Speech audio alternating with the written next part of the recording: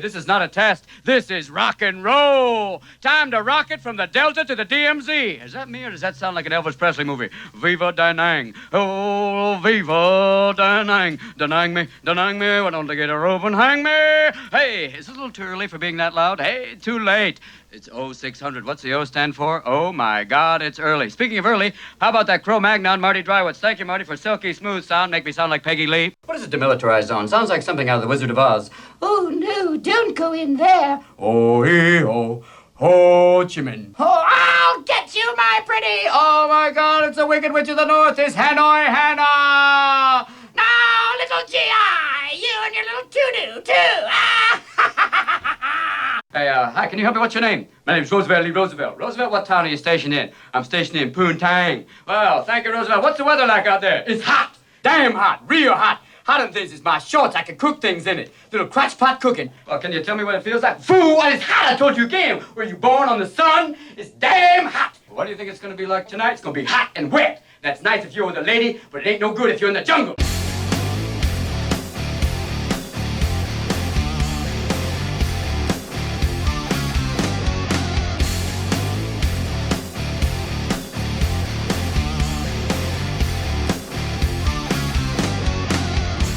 No one did it like Robin Williams. Oh, dude, he was absolutely brilliant. You know what I'm saying? Like, for me, this episode is brought to you by Allegra D and my allergies and my grogginess. And then I play a sound where you got a master like Robin Williams just spitting that shit out. It's awesome. Yeah. All right. Thank you all for joining us. This is the Rhythm Section Podcast. That is Mr. Ward. And I'm just going to say Derek. No. I don't mess with your last name. No, we're going to do this differently. Across from me is drummer Jeff Ward.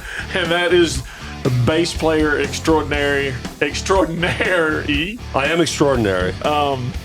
Derek Michaud. Are you on allergy medicine too? Yeah, I got lots of allergy medicine flowing through these veins. Thank you, as always, for joining us. You know the drill by now, but for those who are brand new, thank you for being here. Yeah. And now you know we're the Rhythm Section. And now you know, and I'm fixing to tell you that this podcast is about music, about Memphis, about the music scene, cover bands, original bands. Yep. Everything. And we really enjoy it. And it's really been humbling for me and Jeff to, now be a part of the fabric in a way. It's really cool. So with that said, Jeff, where can people go? Facebook, YouTube, Spotify, Stitcher, Apple, and Pandora. Pandora. Look, I spit that out quick. You're good, man. Mondays, 6 p.m. Central. Our full video is on Facebook and YouTube.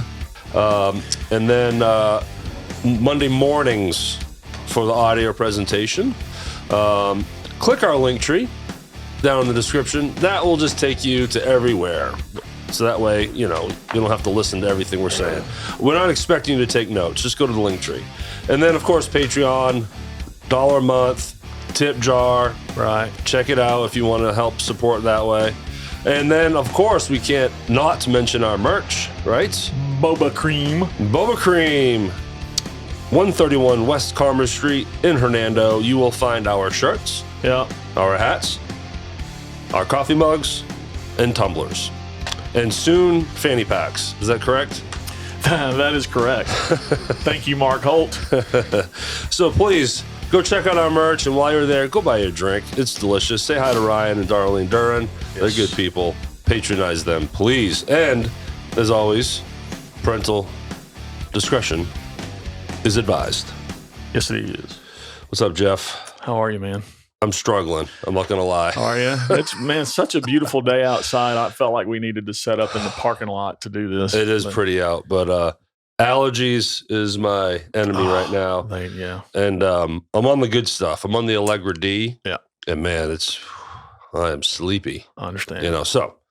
But I'm going to pull through. Sacrifice. Right. This is a very hard job. It is tough. Tough way to make a living.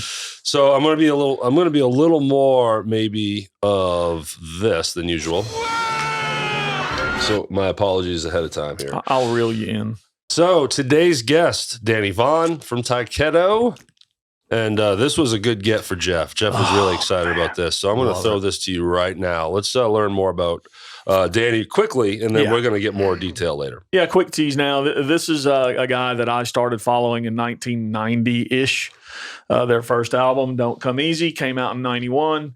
I caught Tyketto with the lead singer Danny Vaughn at a little club in Memphis called Night Moves. Mm-hmm. That's the Memphis connection for this interview and this episode. And I'll just leave it there. There's a lot. We talked to him for quite a while and got a lot of things going on. The guy has been killing it for a long time and doesn't show any signs of letting up. By now, everybody has seen our Fever Tree episode, which was our first on location. Our interview with Danny Vaughn is our first global. Yes, it is. Zoom call. That's right. He is in Italy. Spain. Yeah, somewhere out there. Europe. There we go. So, yeah, it was an experiment, and we'll get more into that. So, looking forward to that, everybody. All right, so as usual, we got a lot of stuff to talk about. Yeah, and we got to keep the intros as short as we can. Well, today, everyone's going to love my radio voice. I get it. Brought to you by Allegra D. So, you're seeing, if you're watching, you see the shirt I'm wearing. It is, can you read that for me? I can't read upside down. Rocking for Cricket Warren. Yes. So by the time this airs, his benefit's already behind us. It has happened. But we're going to talk about it. I was there. You were there. I wasn't. I'm going to explain why. Yep. And then we're going to, and then just kind of talk more about it. So please, you were there. What was it like? It was at Hadley's on Friday the 31st. It was amazing. Yeah. As you would expect. Mm-hmm. Even with the terrible weather that we had come through the area, the crowd, in my opinion, was a good crowd.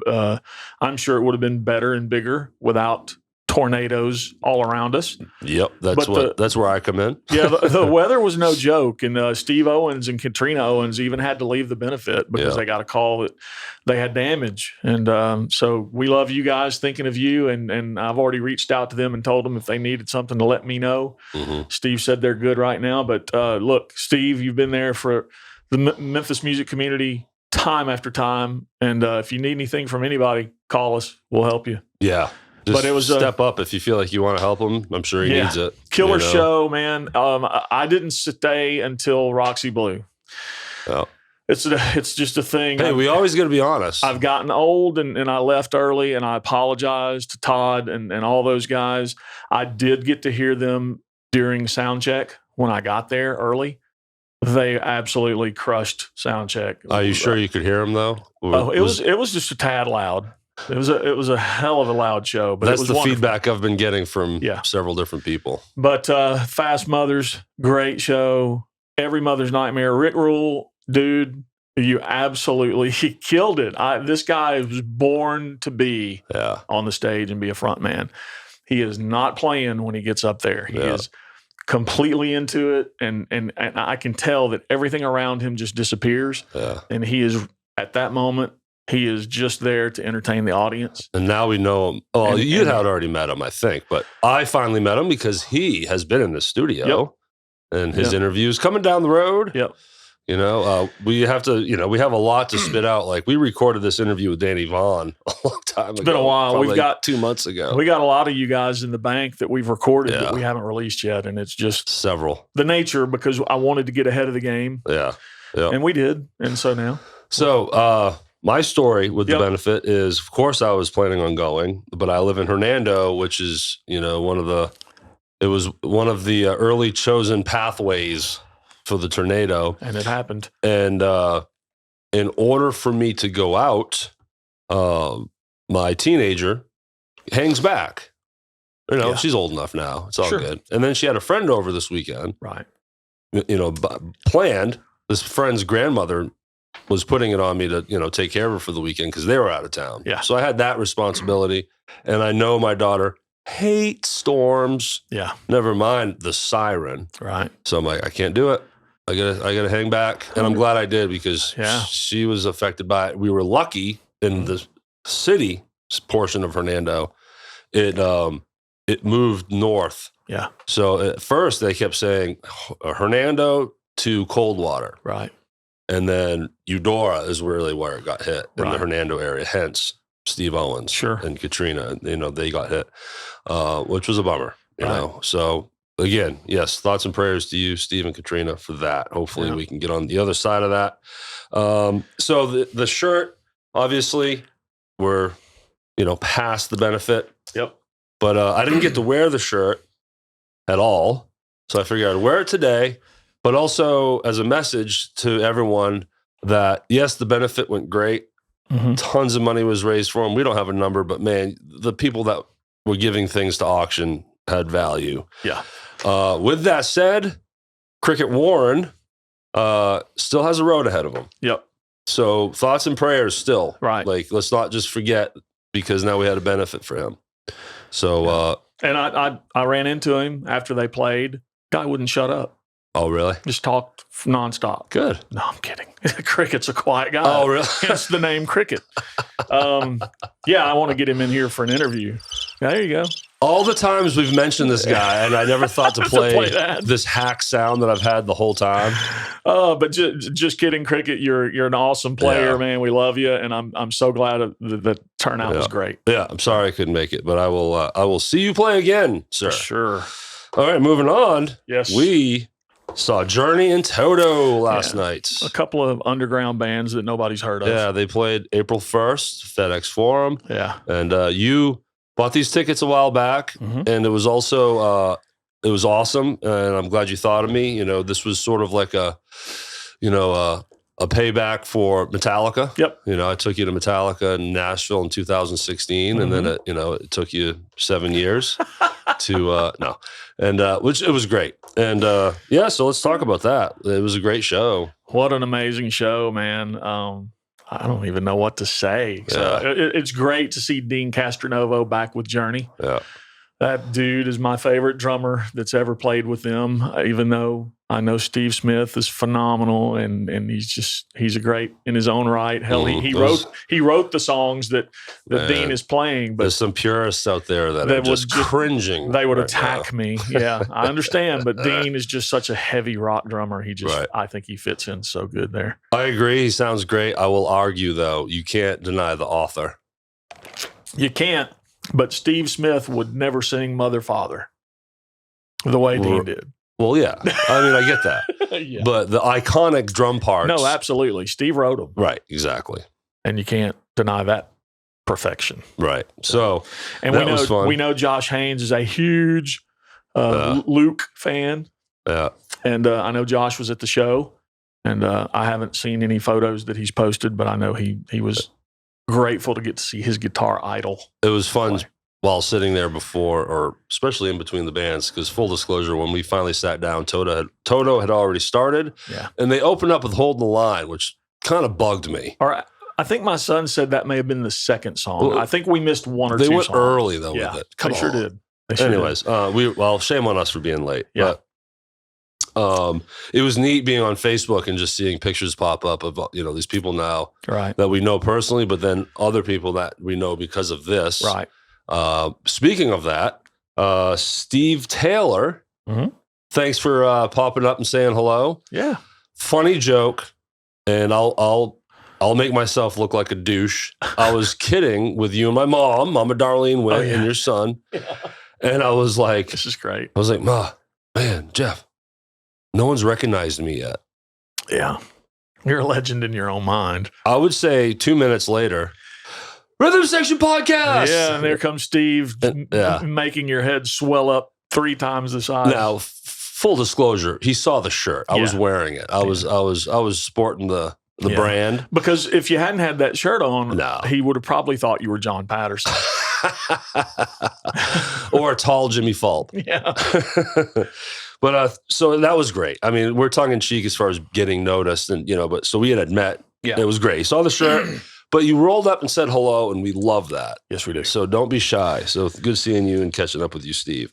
What else do we got here? So, but so the concert was great. We had great seats. We were up in the upper bowl, I guess you'd call, very high up, but the front row. Yeah. So we just had the ledge in front of us. No one's standing up in front of us. It was fantastic. It was nice. There may have been a few people that maybe had to piss a lot. that was driving me crazy and constantly having to stand up for people. But hey, but I shouldn't bitch, right? No. But I will anyway. So great stuff. Toto was great. We talked about Journey, but then Toto was awesome. Yeah, their drummer is badass. Yeah. You know, but Lukather was great, and you know, and he's fun to watch too. He's just up there having a good time. And he seems so down to earth. Yes. He seems like somebody any of us could go hang out with and have coffee and just talk shit. Just like Journey's guy. Yeah. So Neil Sean came up to me after the show and told me that Jimmy Fulp needs to get his shit together. I'm just saying. He might sue you. Be careful. All right. So real quick, I know this is going to be long. I don't care. I don't So ongoing joke now, as people get to know me and Jeff, they don't know that we're actual musicians, right? Right. Not that we really care, but hopefully, you know, we can put that out there more. That yes, the Rhythm Section podcast is tongue in cheek because that's what we are. A Rhythm Section. Jeff plays drums, I play bass. Not just a clever name. Yeah. So I've been asked, I love the podcast. Do you play anything? Sure. Yeah. But I can't expect everyone to listen to every second. Bongos and the harpsichord. That's right. Dueling banjos. Yeah. So, anyways, we just wanted to throw that in. And I want to throw a quick curveball and make this really fast. A good friend of mine from back in the day, Dan Fowler, I just found this out. He has broken both of his arms, and he's a drummer. So that's a problem. That's a problem. So, Dan, we love you. We're praying for you. Some freak accident caused him to break both arms. He lives in New Zealand now. Mm-hmm. He works on a lot of movies, and he's had a lot to do with Avatar. But he is in LA right now getting health care for broken arms. And when he's all healed up, he'll go back to New Zealand. But some of you guys may remember Disturbance from 1991, local Memphis original band. So yeah, say a prayer for Dan, reach out to him on Facebook, tell him you're thinking about him. Man, breaking two arms is just awful, regardless of being a drummer or not. Exactly. That's going to be brutal. We have to mention the watch party. Oh, yeah. So by now you've seen our interview with Jimmy Fulp, which was fun, went great, had a good time doing it. Yeah. But then there was the plan that we were all going to gather at Jeff's house to watch that episode. And, there's a lot of... a lot of ribbing on that as far as why you just randomly chose someone to do a premiere with, but it was so much fun. Right. And we all gathered, Jimmy and his wife Donna, Danny Day, my mom, Mike Bertoldo from Fever Tree, Tim Dills from Fever Tree, John Patterson from Fever Tree. Who am I missing? Josh Haynes, Laura Haynes, his wife. Yeah. So much fun. Thank you for Jason Ware. Jason, the other guy. Your favorite guy. That's right, the other guy. But seriously, though, I mean, it was awkward when we finally sat down and started watching us. I'm like, that was just weird for me. I had bourbon. I didn't give a shit. But the fact that you all showed up, had a good time. Yeah. And then when we finally sat down and focused to watch it, everyone was patient and watched through it. It was neat. There was a experience. lot of laughter, and I'm not sure if that was with us, laughing with us or at us. I don't know. I think it was a mixture. Yeah, it was genuinely a mixture. Yeah, it was a good time. We had a blast. So, all right, Danny Vaughn. Yes. So let's go there. So yes, we had him on Zoom. I think it went well. Technically. Yeah. Of course, we talk about Tyketto, right? Mm-hmm. And tell me about Tyketto, their era. What's their story? Well, Danny even said in the interview that he kind of considers them an underground band. I don't. I think they're a mainstream badass group of guys, but obviously they didn't. I don't think they rose to that level of the normal Def Leppard, Motley Crue people that you hear about all the time, but they were as mainstream as anybody as far as I was concerned. But 1991, first album, Don't Come Easy. That's where I learned about them and discovered them. Ken Houston was at the show at Night Moves. It's another local name. Had you ever seen them live? Not before that. Not before Night Moves. That was it. And I followed them ever since. And they're just still doing it. Yeah, man. You reached out to this guy. He agreed to. Yeah, I don't know how that, all the way from Europe.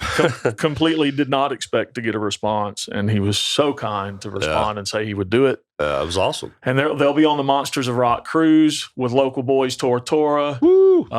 It's and I'm still hopeful that they'll get to the States to do some shows. But we talked about that in the interview as well. You guys will hear all that. I'm gonna chime in real quick so we don't forget. April 15th.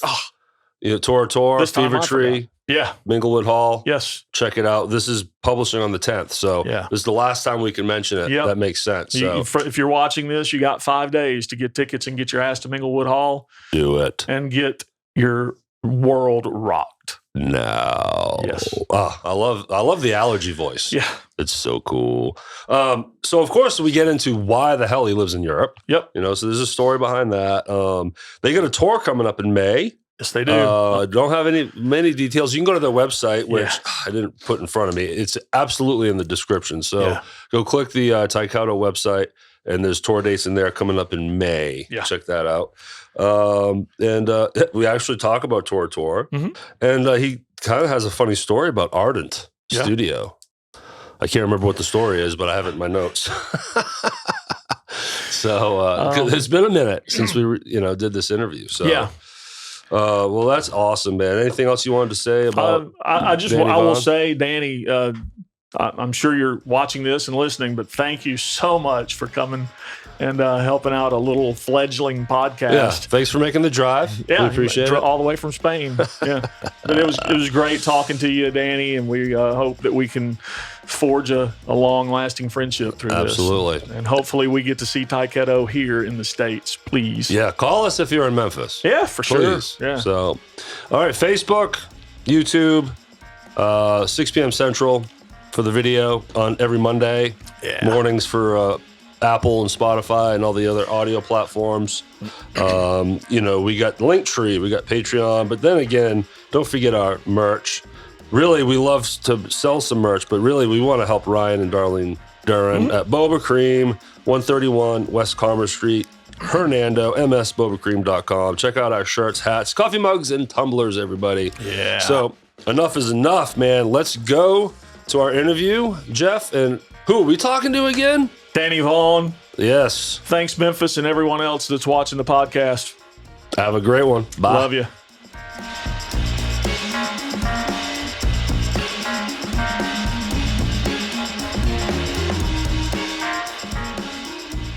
Well, Jeff, we have a good honor today to have Mr. Danny Vaughn from Tyketto today. Check that out. Yep. So this was definitely your hookup. You just told me he was like one of the first guys you reached out to when we started this podcast, and which is great, Danny, because you agreed to come on this podcast when it was just a itty baby. So we appreciate that. Yeah. Welcome to the show. I'm happy to talk music. It doesn't really matter where or how. Yeah. Well, clearly, because you're in Spain right now, right? Yeah. Yeah. Yeah, that does. Yeah. Let's talk music across the world. Yeah. It's great. Yeah. Well, this podcast is mainly dedicated to Memphis musicians. And one of the reasons I reached out to you is because there is a Memphis connection there that we will talk about as we go through this. But you are obviously not a Memphis musician.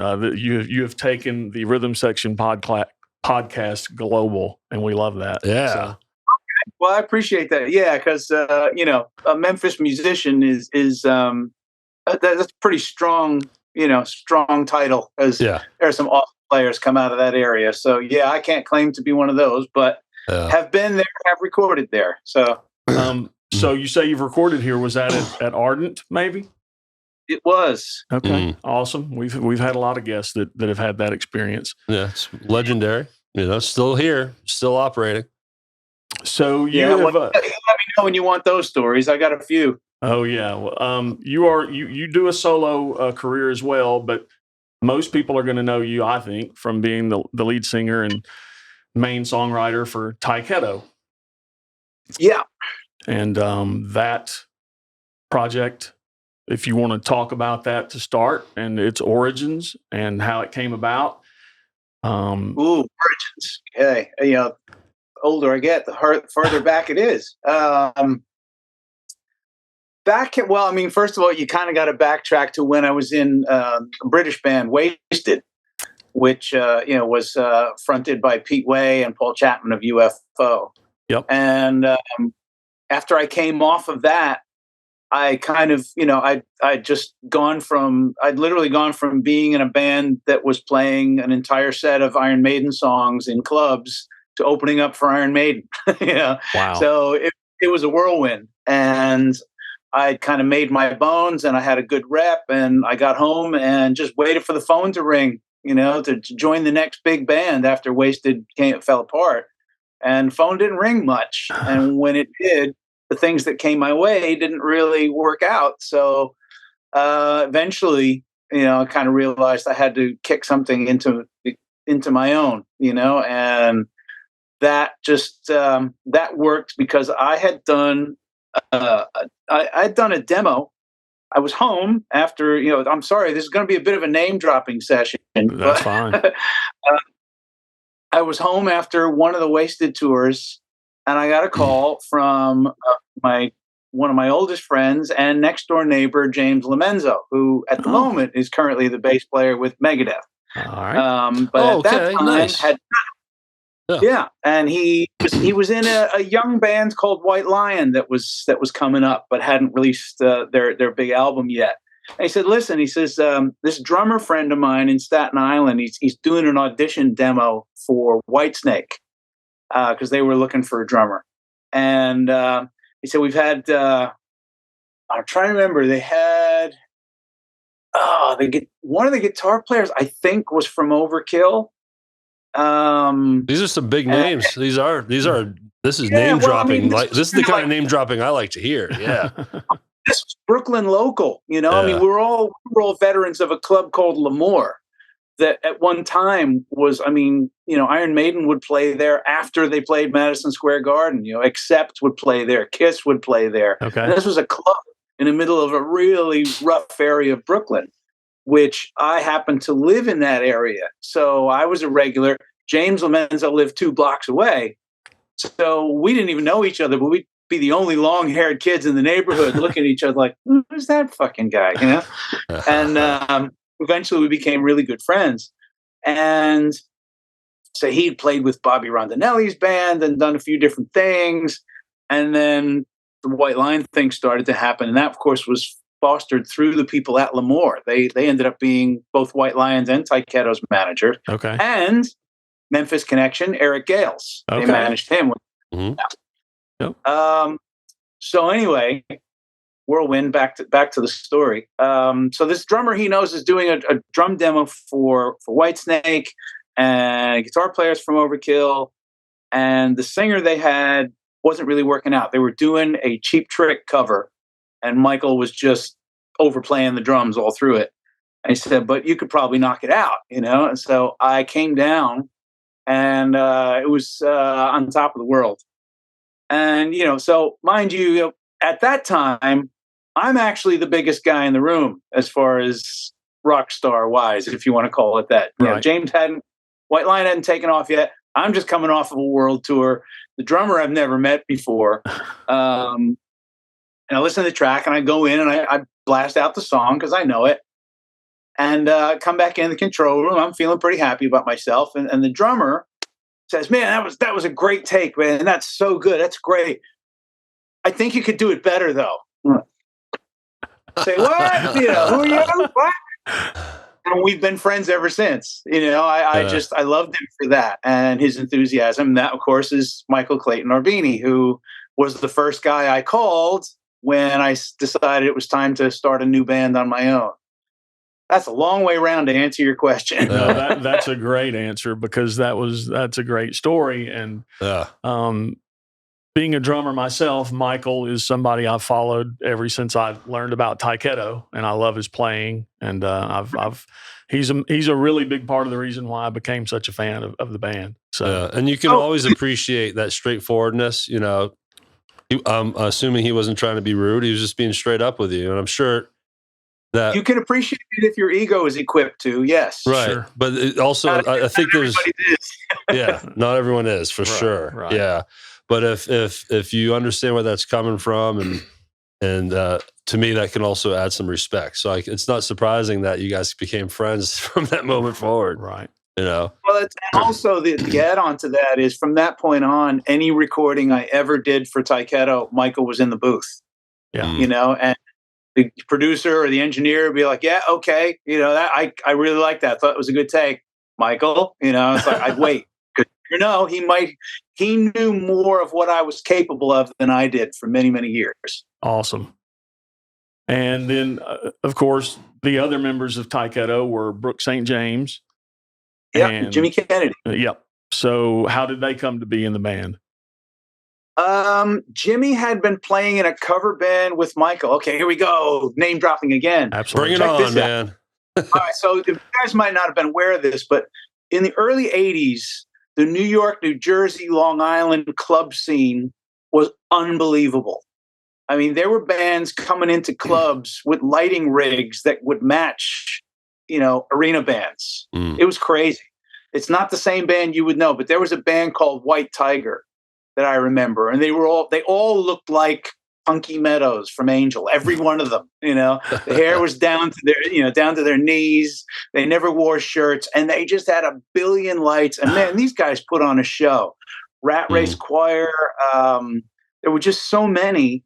And Michael was in a band called Dreamer, and their guitar player was somebody named Vito Bratta. Oh, wow.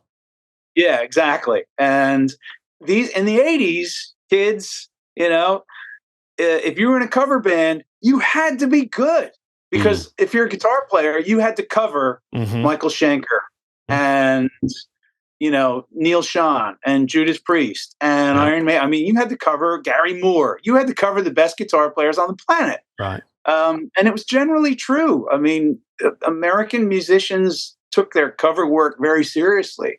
And so, yeah, Vito was one of those guys that we all heard about. And it was like, I think I said that like when Van Halen 1 came out, Vito was playing Eruption about a week later. It's like he worked it all out when everybody else didn't even know if that was a guitar. Yeah, well, knowing that guy's talent level, it may have been quicker than that.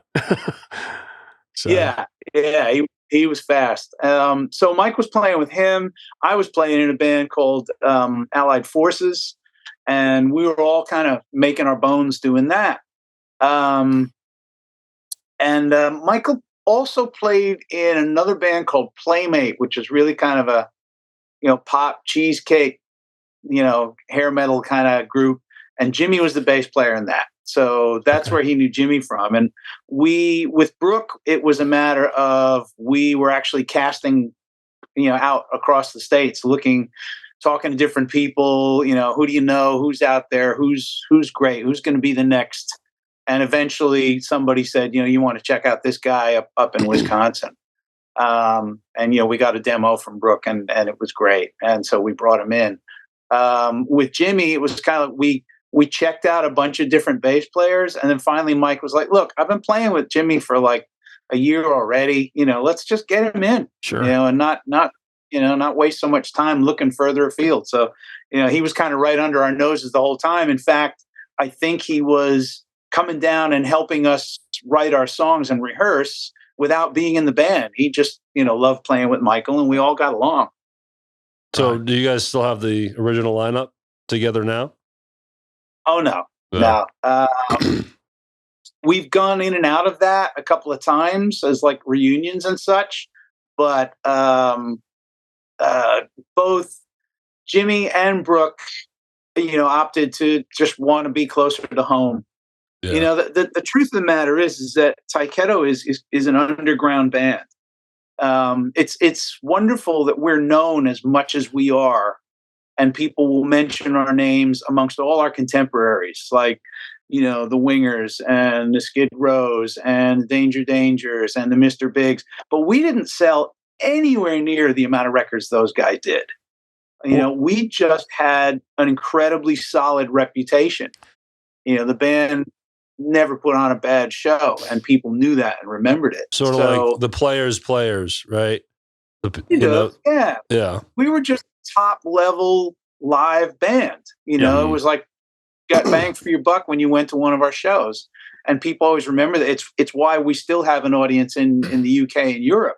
Yeah, because people are just like, I've never been disappointed, and that's the name of the game, really. Well, I know that your first album, Don't Come Easy, that came out in 91.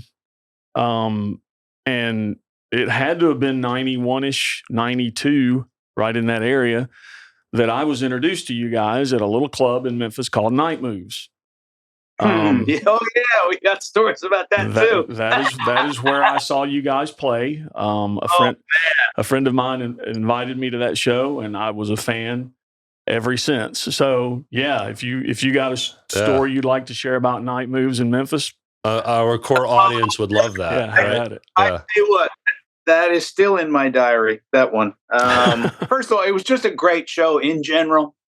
We loved the club, and it was actually the last show of that current run of the U.S. tour. Okay. So, final show, everybody's in party mode anyway.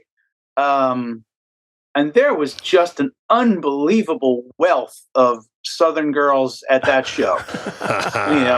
Just lovely Southern girls, and a couple of them kind of made themselves well known to me and Michael. So anyway, we're afterwards. We're off to a great start.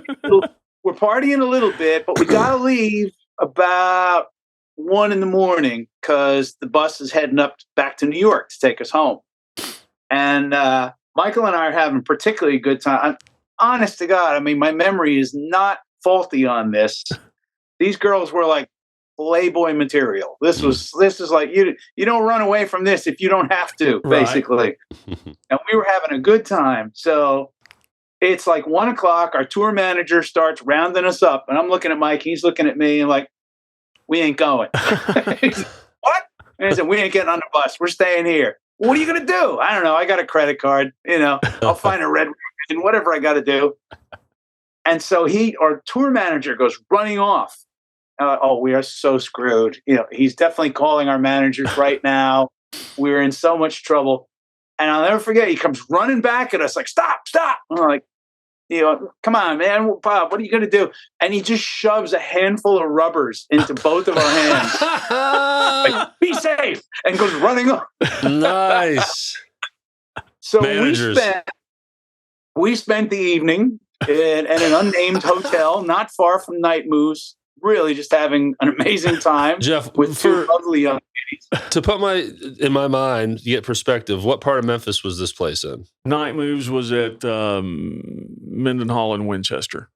Okay. Yeah. Which back at this time was not a terrible area. Yeah. Danny, you wouldn't go there now and do what you're talking about. Yeah, what a shame. Yeah. Well, we had a wonderful time, and the morning came, and it was time to go. And we were like, all right, well, what are we going to do? Well, we'll get a cab to the airport. Days when you could do this, and we'll find a flight heading to either one of the 3 New York airports. How can we lose? And we get in a cab, and there was an elderly black gentleman in the cab. We're like, to the airport, please. He goes, where are you guys going? I said, well, we're going to try and get a flight to New York today. He goes, son, he goes, it's Labor Day weekend. We're like, oh, no. We hadn't even thought of that. We did manage to get a flight home. I'm surprised they let us on the plane because we were just so absurdly hungover and looked it. But we did make it home. But honestly, Michael and I must talk about that about once a month. That's awesome. Hilarious. That's great that you have that kind of a great memory of this area of playing here. Of all the clubs I've heard you talk about, like Rascals and all these clubs that were legendary, Stage Stop, that are no longer here, I've never heard Night Moves. Yeah. It was another one. Just another one that was great for... Was. There were a few, like through the Carolinas. I couldn't name some names on you, but it was all the same thing. It was like every band was like, oh, yeah, you got to go play there. Up where we were, it was Hammerjacks. In Baltimore was one, Lemoore the other. These were all just below, heading towards theaters and arenas with these places. Yeah. I don't know if you're aware of this, but another band from back in that era played Night Moves. Alice in Chains had also played there. Oh, nice. Yeah, lots of bands came through here and played that place and Rascals and some others. That's great. Well, I definitely want to bring up your tour in May, but since we're talking about America, do you have any plans to play in the States again? We don't. The Monsters of Rock cruise is on, and we're doing that at the end of April. But honestly, it's just so right now, touring in general for bands anywhere below a Springsteen level is in dire jeopardy. Yeah. The cost of everything is up, as everyone knows. Mm. And, I've got a UK and European run for Tyketto right after the Masters of Rock cruise. And we're really keeping our fingers crossed that we can break even because, gasoline prices are up. Airline tickets are way up. There's all kinds of new problems getting in between the UK and Europe because of Brexit. And of course, when governments don't know what to do, they make up rules and charge money. And that's what's going on. Wow. So, yeah, man, that's tough. America's difficult. People ask me every day, like, why aren't you playing here? Why aren't you playing there? And it's frustrating because with America's such a big place. Like, you can do a UK tour. Yeah. It's not a big place. You can, we're doing 12 cities. You can't do 12 cities in America without covering thousands of miles. And what do you do with all that mileage in between? Right. Buses cost a fortune. Yeah. It's just not. It's not financially feasible for a band at our level to tour the States. So we just kind of keep our fingers crossed that the occasional festival comes in. We did one a couple years back that was up in the Wisconsin area, and that gave us the chance to play a couple of shows in that area as well. And that's really what I got to look for as far as getting us there. Yeah. Well, I hate to hear that because there's not a band on the planet that I would rather see right now and get a live show from. But maybe one day the stars will align and it'll work itself out, and you guys can come here. But we got to get you on a European vacation. There we go. You would not get an argument from my wife on that one. I've been to Austria twice. And it was so fun. It was so awesome. Such a history and beautiful. Yeah, I was in Vienna, and then the first one was I can't think of it. It was a smaller place, but we'd love to talk about your tour coming up in May and give you some publicity as much as we can. So tell us a little bit about how the tour came up and some of the European and UK spots you're playing. Well, we're on the cusp of something new here. So after 33 years of being my best friend and my musical partner, Michael Arbini is also stepping down from the band, as is our guitar player, Chris Green. Again, and I'm really happy to say this, absolutely no drama involved. Just want to be home with their families. And when I converse with them, the drawbacks of that is, again, we're not at a level band where we go out for 3, 4, 5 months. We don't have that kind of pulling power. Right. So, but Michael was really only able to give us 2 weeks out of the year. He's an extremely busy and successful booking agent in the tri-state area. Yeah. And so I turned to him, I said, look, it's almost not worth doing because when you tour for about 2 weeks is like the turning point to where you might start to make money. And, we're not talking buying Mercedes money. We're just talking about getting your bills paid while you're away from home money. Yeah. And I said, and we have to stop. We start getting momentum. We put out a new album, which we did, in 2018 with Reach. Mm-hmm. And we're not able to get the word out there. And we talked for months about this.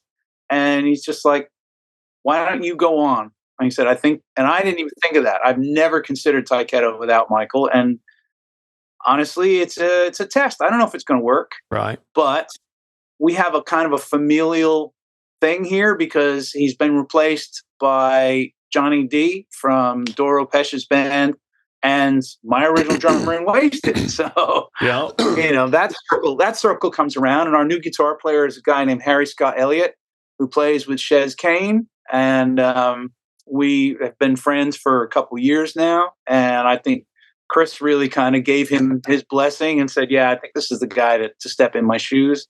So we're taking a big shot here. And so the UK tour is 12 shows. It's a triple headliner with us, FM, and Dare, both of which are powerhouse, great live bands with great songs. So every band gets an hour.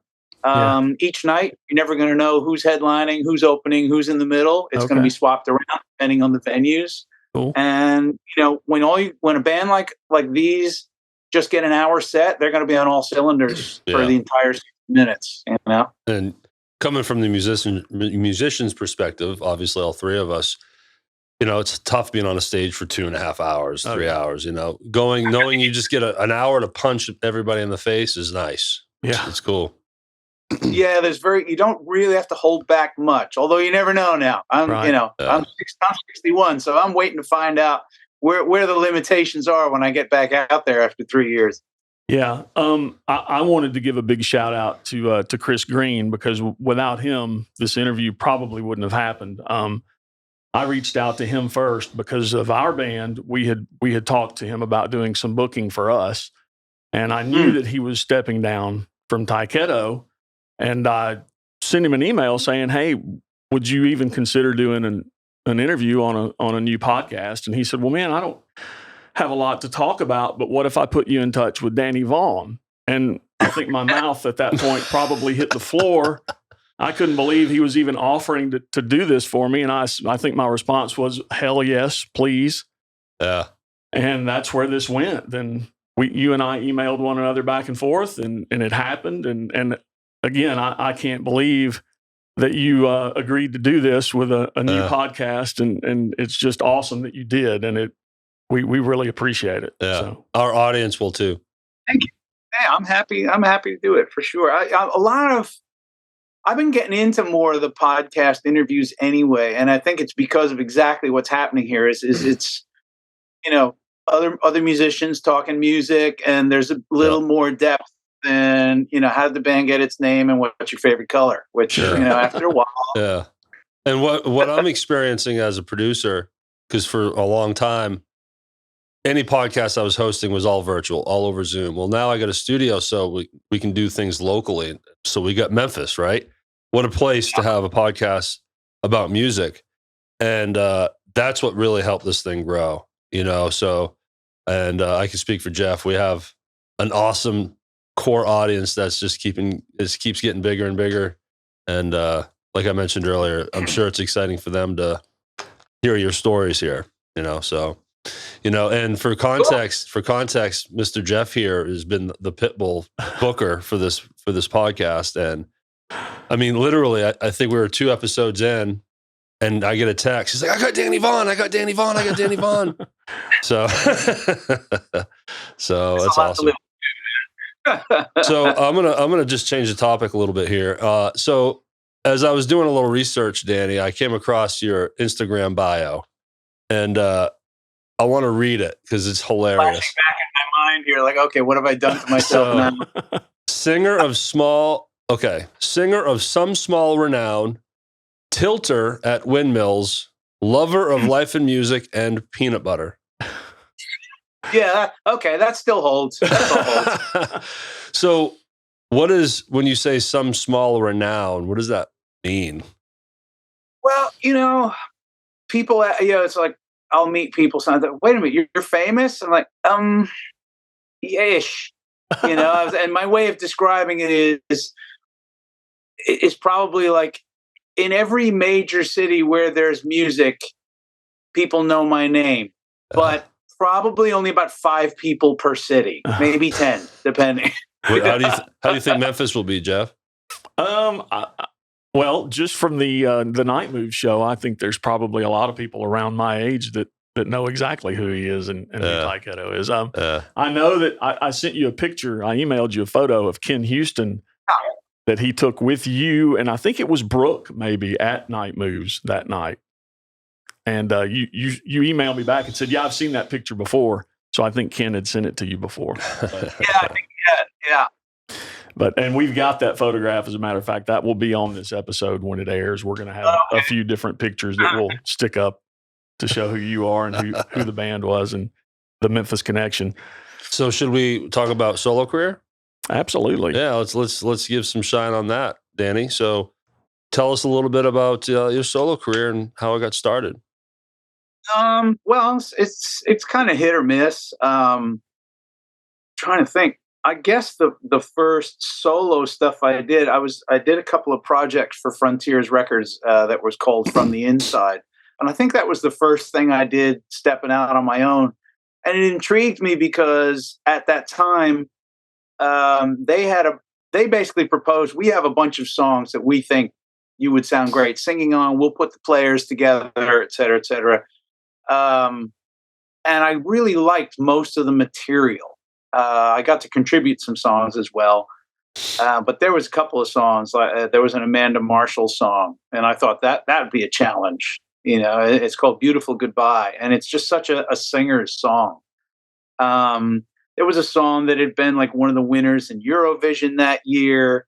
Not everything was fantastic, but it was all pretty good. And I'd never tried singing anybody's material, you know, at least recording anybody's material but my own. So that was kind of a fun challenge. And that's sort of where it started. What year are we talking? What year is this around? That's a good question. And I'm not putting you right on the spot. Yeah, I'm not entirely sure. I'm going to say... We're talking 90s? 90s, 2000s? Somewhere, yeah. I'm thinking 2000. My first solo album came out in 2000. Okay, there you go. And I had... I left music for 5 years. I was just... You know, when you watch the thing you love the most slowly dying, you know, I kind of bowed out at Tyketto. The guys and I didn't talk for a while because they were really disappointed in me leaving. But I was just like, I can't keep doing this. I can't walk into a club and play to 30 people. Maybe it's my ego. I don't know. I said, but you know, I don't want to watch this die. And it was, you know, I mean, people talk about it all the time about, you know, many of us, you know, bringing up some of our old friends again, you know, the Wingers and the Dangers. I mean, our careers turned on a dime. Yep. And it was the success of the Nevermind album. Yep. And people blame that form of music. I don't. The audience chose it.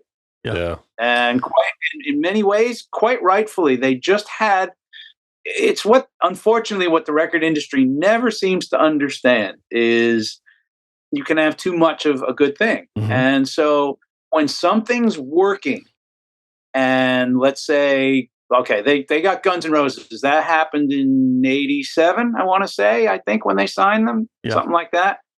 And when that started to take off, every band in LA that looked like they shot heroin and wore headscarves all over the place got a record deal. Yeah. Everyone, no matter how good, no matter how bad. And it ruins that. Because unfortunately, particularly in America, music does also turn on fashion. It waters it down too. Yeah, it ruins that. Exactly. It ruins that genre. So what happened to bands like us is we all got lumped in with people just seeing too many videos of Whitesnake's girlfriends humping their cars and guys in matching leather-studded outfits slinging their guitars around their backs and catching them. I mean, it was great the first 200 times, you know, but and it became laughable. Everybody just kind of went, "Oh boy, got good-looking guys with hair out." Yeah, you know, out. Give me this rough and ready guy in my grandfather's cardigan. That looks more like me. In flannel, yeah. Yeah, I relate to that. So fair enough. Yeah, the audience chose it, and I don't blame them. So Jeff and I are several years apart, about 7 years apart.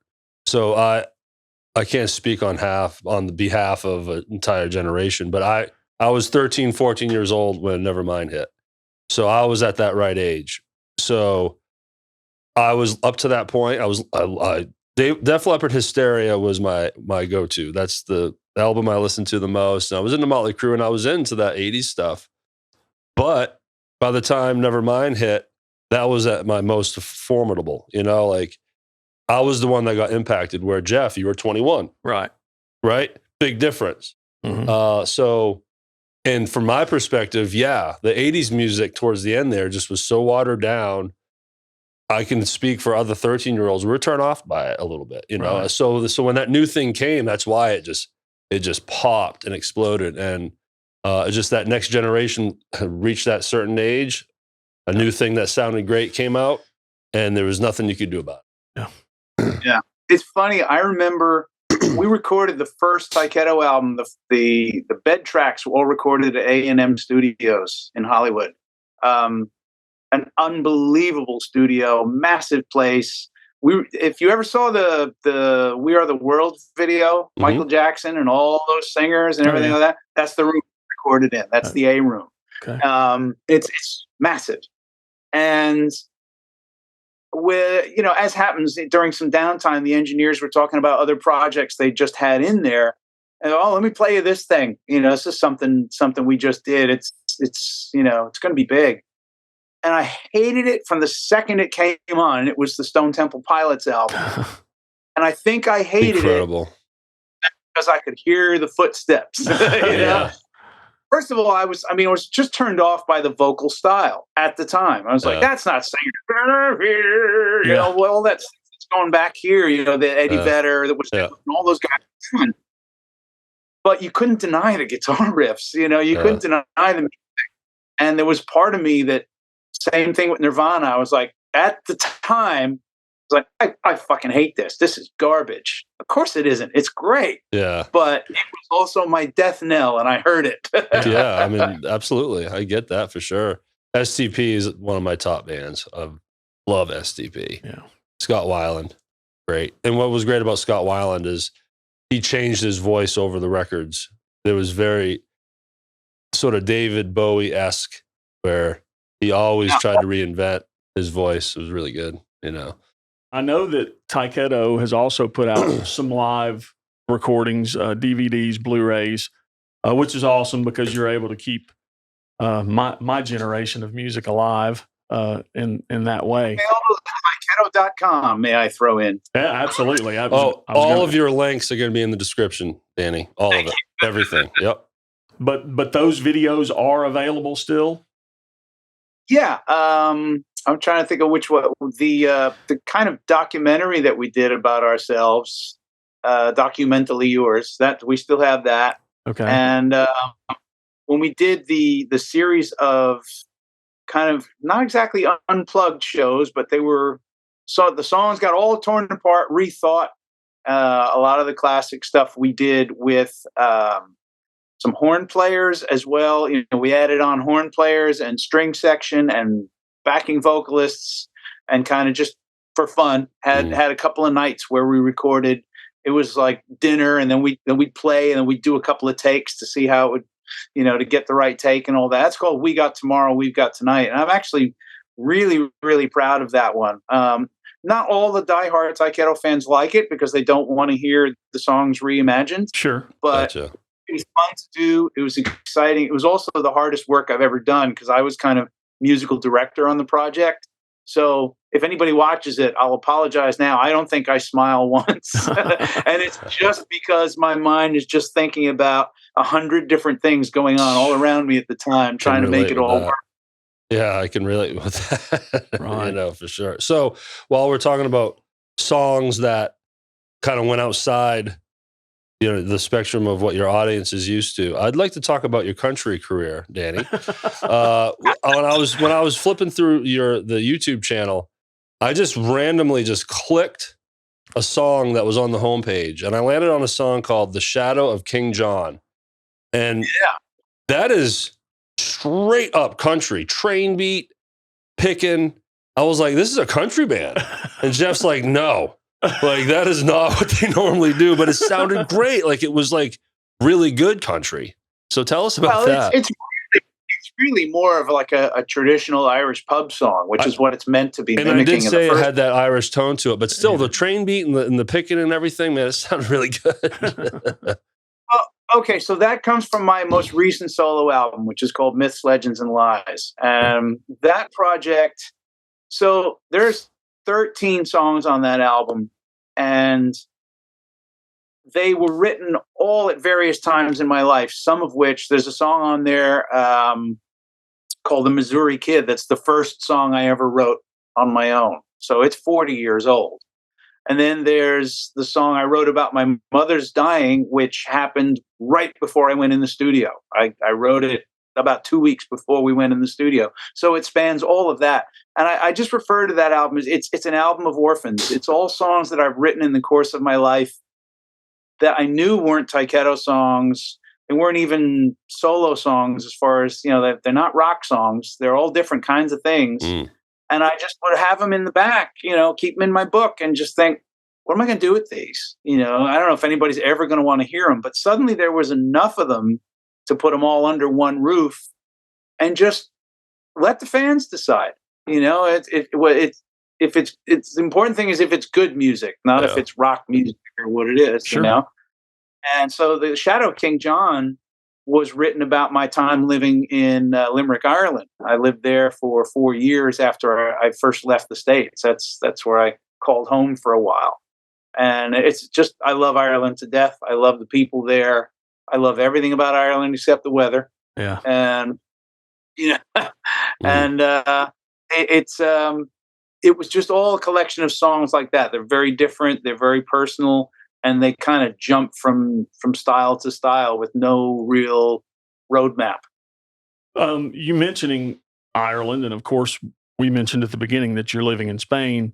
What is music? What took you overseas? Is it because you wanted to continue to be able to tour and do those things, and it just wasn't supported enough in the States, or was there another reason you moved from the States to over there? You got it in one, really. I wanted to keep having a career, and I'd already come over to the UK and Europe several times to support my first couple of solo albums, and I just flying to and from America alone, the expense involved was kind of like, this is getting silly. If I'm going to go there a couple of times a year, maybe I should just be there. And it wasn't, and I hate to say this, it wasn't a difficult decision for a number of reasons. I was living in Nashville at the time, and Nashville just didn't work for me. I had a real problem with it. A lot of my contemporaries have done wonderfully well there. Yep. Kip Weir lives there. Mark Slaughter lives there. Yep. Dan Huff runs the place. He's like the big producer in Nashville. I had trouble getting on with the good old boys network of musicians there. You really had to kiss a lot of royal rings just to get heard, and I hate to say this because it's very egotistical sounding, but I was watching guys around me. I'd go to some of these singer and songwriter nights.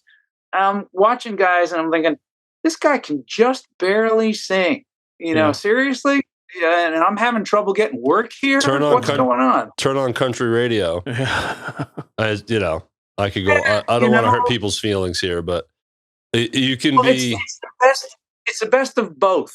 And, and at that time, country was enormous. Garth Brooks. It was just like it was the biggest music in the world, which, as we've already discussed, attracts all the sharks, and therefore you were getting guys, going into recording studios that had just arrived there the week before and literally could play about 3 chords. Yeah. But as long as they could say the word heart, they would be able to.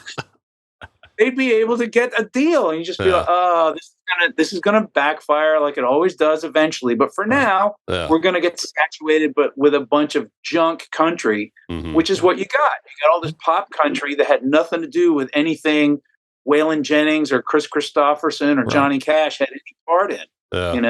I spent 5 years in Nashville. Never been to Hollywood, so I don't know what it's like with the scene for actors and comedians.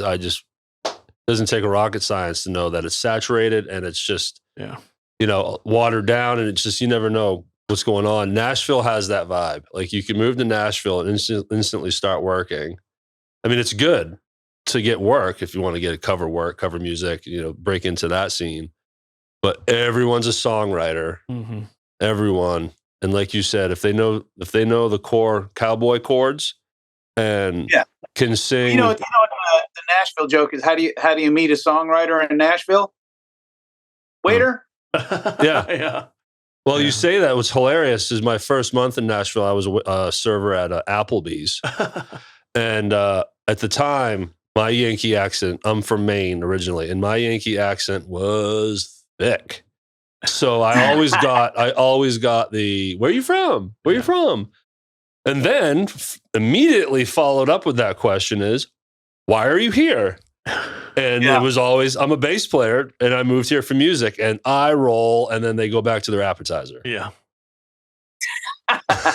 Well, we have to present the other side of the argument. The other side of the argument is, if you happen to walk through the right door at the right moment, the people you would meet, because of course Nashville is filled with the unsung heroes of music, like the players. They're there. Yep. So, for instance, the Brent Masons of the world. Yeah. One night I'm at Legends. You ever go to Legends? Yeah. Oh, yeah. Okay. So people should get a view of this. Most of those clubs, the famous clubs in Nashville on Broadway and heading down that way, they're like little closets, little tunnels. Mm-hmm. Yep. They're like Tootsie's. Tootsie's is the greatest example of that. Right. And the bands play in the window, like a shop window, facing away from the street. So you see their backs of their heads. Mm-hmm. And the audience is in the tunnel after that. So that's how it's set up. So I was doing one of these things. I had a friend there, was the coolest guy I have ever met. His name was Woody Cochran, and he was a cowboy poet. And he was a nom-vet. Nice. He had curly ass hair down to his butt. His wife was gorgeous and sang like Cher. He had that voice. And I remember he used to do a poem. He goes, "They're the itty bitty outlaw gang. Their guns are driving on and dragging on the ground." Just crazy shit he would do. So he and his wife were doing a set at Legends. And he said, "Hey, I'd met him. We'd done a couple of sessions together, and he really liked my voice. And he said, "Hey, why don't you come down and, play a couple of your songs, and we'll do a couple of ours and all that." I said, "Great. Let's do that." So we did that. It was fun. There were some people there. Nothing to shout about, whatever. We finish, and Woody gets on the mic and says, "Y'all don't go away now, folks, because Billy Bob Jerry so-and-so is going to come up and play some guitar in a minute, and you don't want to miss that." All right, whatever. We go to the bar, and we're just hanging out, having a few beers, talking. And I'm just out of the corner of my eye, I'd seen this guy setting up, and he looked remarkably in that Charlie Daniels vein, enormous beard, cascading down an enormous tartan shirt covering an enormous belly with, a Les Paul way the hell out here, the hat pulled as far down across his eyes. Guys, this guy started playing guitar, and I just stopped. It was the best chicken picking I had ever heard. There were 50 people in the place, and no one was paying attention. Yeah. And I'm watching. I turned to Woody. I said, "What the hell?" It's because they're used to it. They're used to it. A lot of the locals in there. He goes, "Oh, that's Merle's guitar player." Oh. So this guy had been with Merle Haggard for 30 years, and he just felt like coming down and playing for a while. And man, wow. So you had moments like that. There was also a place outside of the main area of Nashville. Did you ever get to a place called the Stations Inn? No, not familiar. That's where the musicians hang out. What part of town was it? Were you familiar enough of Nashville to know? Oh, it was not a part of town you wanted to go to without to and from taxi. I can tell you that. And you thought you were going to like an auto body shop. It's all like concrete breeze block and all that. Nice. But it's where the bluegrass players go to jam. Mm-hmm. If it's still there, I don't know. And man, I saw, again, didn't know any of these people. You get 9 people on stage, and you couldn't stop marveling at every single one of them. Yeah. Mandolins, double basses, guys doing shit on spoons you couldn't even imagine, So the talent is there, but get overshadowed by the pop industry. Yeah. And the opportunities are there at all these bands that tore out of there. So I never discourage anyone. If you're in your mid-20s and you want to take that leap like I did, Nashville is the place to go. It's amazing. It's a playground. You're going to meet awesome people. The opportunity, especially now, there's probably 50 stages on Broadway now. I'm not even kidding. Triple deckers. Yeah. It's wild. And when they open up those windows like you're talking about, Danny, where you see the drummer's back, right? Well, all those places open up their windows, and when you walk down Broadway on a Friday night, it's chaos snare drum. Yeah. It's just snare drum hits everywhere that are just ringing through Broadway. It's reflecting across the street.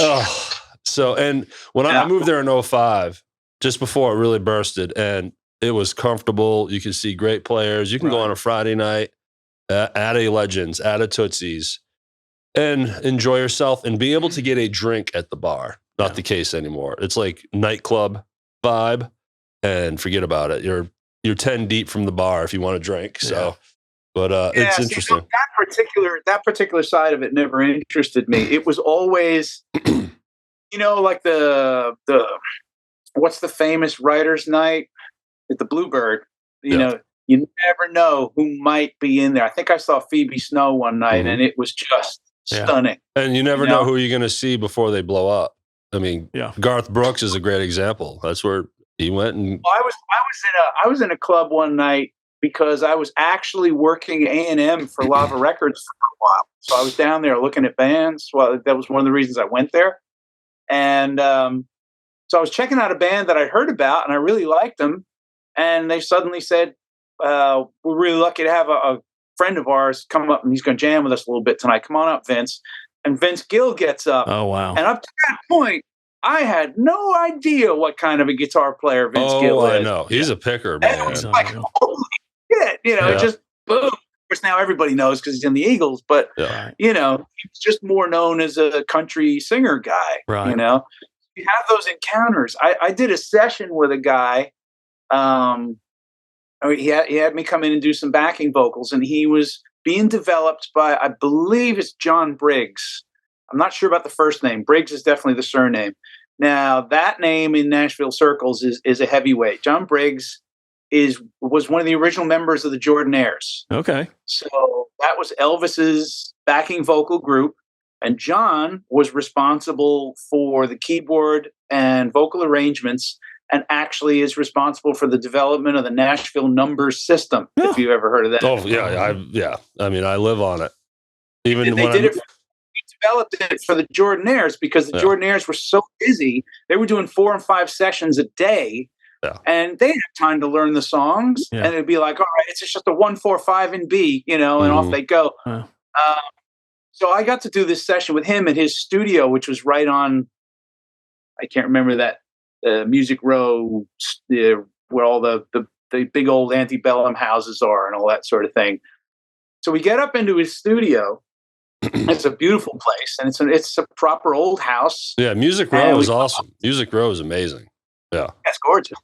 I'm up on the second floor, and it's this gorgeous A-frame, all wood and brick floor and all this sort of stuff. And so I'm out there. I'm on the mic. We're doing some stuff.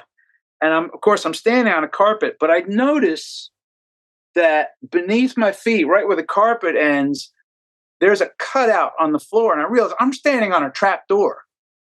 So laughingly, I turned to, I said, Mr. Briggs, I said, is this here in case I suck? And he just starts cracking up, and he goes, no, he goes, that's Elvis's entrance. Oh, wow. Are you serious? What? When Elvis used to come to his house, he couldn't come in the front door. The people everywhere. So he would get the driver to go around the back. He'd come in the back and come up through the studio trap door. That's crazy. And I get it. Great story. Yeah. You lose your anonymity. It's over with. For sure. Yeah. Nashville's full of stuff like that too. Mm-hmm. Well, I know that you guys are getting ready to do the Monsters of Rock cruise. Yeah. Which is awesome. Derek and I would love to have been on that this year, but I don't think that's going to happen. But I hope you guys play it the following year, because I fully intend for us to be on the Monsters of Rock cruise in 2 years. I can confirm I'm not going to be there this year. You said I think we're not. Not going to happen. Yeah. So that's a big commitment. But good luck with that, man. That's going to be awesome. And for anybody that's listening, if you haven't had a chance to see Tyketto live and you want to go on a cruise, this is the one. Yeah. Awesome. It's an amazing experience. I mean, it's like 40 rock and roll bands, 3,000 to 4,000 fans, 5 different stages, beach parties. They really do it up. The first one we went on, just everything about a cruise makes my skin crawl. I have no interest. I'm like, oh my God, really? 2 days in, I was like, I never want to go home. It's a lot of fun. Having so much fun. And it's a good vibe because most of us, the musicians, we understand that we're there to be available to the fans. You know, it's like, Right. I don't see these people any other time of the year, like we already talked about. I can't tour the States. So, and people are coming from all over the place, you know, from Brazil and Peru and Czechoslovakia and you name it, they've come in. But this one's going to be a bit bittersweet because it's the last shows for Mike Arbini and Chris Green. Right. You know, they do these two and that's it. And I'm literally, as soon as we're on shore, I'm flying home and I start rehearsals with the new lineup. Wow. Nice. Well, you'll run into some of our Memphis brothers on that cruise. The guys from Tora Tora, I think, are going to be there. Oh yeah, I'm so looking forward. You know, Anthony is one of the nicest people in the world, and I see that he and Tony Harnell are doing a lot of stuff. Yep. Solo acoustic in the States, which I do, and I really want to start getting into the States with it. Cool. You know, so I would love to do some stuff with Anthony. Yeah, we just interviewed their drummer, John Patterson. His episode hasn't dropped yet. I think it drops next Monday. And then we've got another Memphis connection. You've mentioned Winger a couple of times. Their guitar player, one of their guitar players, John Roth. He is from here. Yeah. So yeah, he's outstanding. Yep. What a great guitarist. I actually saw him play with Starship as well. Yep. And he was brilliant in that too. Yeah, he's an amazing guy and just a super nice guy as well. We'll get him in here. Yeah. I have faith. You still want to hear about Arden Studios, though? You still got time? Yeah, let's do an Arden story. Do it. Let's do an Arden story, and then... So Arden's still there, right? Oh, yeah, it's still here. Okay. So I can't remember the name of the guy we were doing. Basically, Tyketto was there because there had been a lot of record company interest in our live shows. We were good friends with Skid Row, who had given us a couple of great opening slots. And so we got a lot of attention. And our managers, who were also managing Tora Tora, come to think of it, they said, we got a demo. You know, you've got a good collection of songs now, Forever Young, Standing Alone. There were actually one or two that didn't make the record, but it's like, we need to get these demoed so we can start hitting record companies up. So they decided to send us to Arden, and I think it was because, you know, their connection with Tora Tora and Eric Gales, who they were also handling. And I can't remember the gentleman's name that was at the controls, but he had definitely done some stuff with ZZ Top. So, you know, we were in good hands. And it was really our first time ever recording together, you know, not counting our little home demos, and away from home. Okay. So just the story that goes with that is there's a song on the second Tyketto album called Why Do You Cry, which is a very blues song. It's on the Strength in Numbers album. Okay. I wrote that song in Memphis because I don't remember where we were staying, but I'm going to think it was a Red Roof Inn or something of that nature. It was like a motor lodge, you know, where you got the second floor and the outside terrace with all the doors on it, and everybody just steps out of their door and you're right next to, you know, looking over the railings at the parking lot. Yeah. So it's like, it's a Sunday morning, it's summertime. I'm in the midst of living my dream. I'm recording my music for the first time in a big studio, and we've had a good session the first day. I think we had tickets for Graceland that day and things like that. So it was all like, this is all happening, you know? It's about 9 a.m, and I step out onto this little communal terrace, you know, cigarette butts and old beer cans and all that sort of shit. And I'm in mid stretch. My arms are up in the air, and I look down in the parking lot, 9 a.m. Sunday morning, and this guy's cleaning his gun on the hood of his car. Welcome to Memphis, man. As I stepped back into my hotel room very quickly, my mind just like, what the fuck mission is this guy on right now? What's happening that he needs a gun at 9 a.m. on a Sunday morning? And Why Do You Cry was written right there. Oh, that's hilarious. Well, welcome to Memphis. Yeah. Everyone's got a gun around here, man. Yeah. So how did the recording session end? Like, what was the whole, like, did you walk out of there with a positive experience? Absolutely. We got 5 songs demoed. And of course, that was the demo that was circulated that got us all the attention. Like I said, Forever Young was on it. Wings was on it. Standing Alone was on it. Yeah. There were a couple other songs that didn't end up making the album that were on it. Mm-hmm. But yeah, you know, again, we were just so thrilled. And it was the opportunity to meet Eric, who at the time was 16. You know, I mean, I'm so glad. You know, see, he's up for a Grammy, and I was like, man, it took him long enough, but yeah, you know, what an absolute talent. Loved him, loved his brother. You know, their drummer. That first Eric Ailes band album, I just listened to it again the other day. I was like, that's just some fierce guitar playing on that record, and he was 16. You know. Yeah. Well, Don't Come Easy and Strength in Numbers, if those had been cassette tapes, I would have completely worn them out. But fortunately, they were CDs, so they have survived the test of time. And if you want to hear country Tyketto, check out The Shadow of King John. Irish country. Irish country, right. Well, Danny, we could talk for hours here, you know, and I wish we could. Yeah. But look, again, thanks for being here. We're not going to say goodbye quite yet. Me and Jeff are going to talk to the audience here real quick, and then we'll say our goodbye. And we always tell people this is not a one and done thing. If you want to come back and do this again after your tour overseas this year, tell us all about that. And the Monsters of Rock Cruise, you are more than welcome to come back. So socials, Jeff, YouTube, Facebook, just like we just said, Spotify, Stitcher, Apple. Check us out there. We love it for you to go to YouTube because we do have that monetized, and that helps us pay the bills. Yeah, I've noticed a lot of people are grabbing links from the channel and posting that on Facebook. Yeah, awesome. That's great. Share our clips that are embedded and and upload it into Facebook too, like you all do. That's great too. But yeah, whenever you share a link from the YouTube channel, that's helping the reach on that, and that really helps the cause. So, and as far as our published schedule, every Monday, 6 p.m. Central, on YouTube and Facebook. We put the full episode video on Facebook. And then if you're an audio-only type of person, Apple, Spotify, it will be ready for you when you wake up Monday morning. Yep. I put it out there in the middle of the night, and it'll be there waiting for you. You can find all of these platforms in our Linktree link. In the description, you'll see a link that's called Linktree. Click it. It will take you to another browser with everything you need. Every place that we live, you'll find there. Also, Patreon. We've been getting a lot of good patrons lately. It's been awesome. We try to thank everyone as they come in. But as a reminder, if you'd like to support the show, click our Patreon link. Subscribe to our tip jar.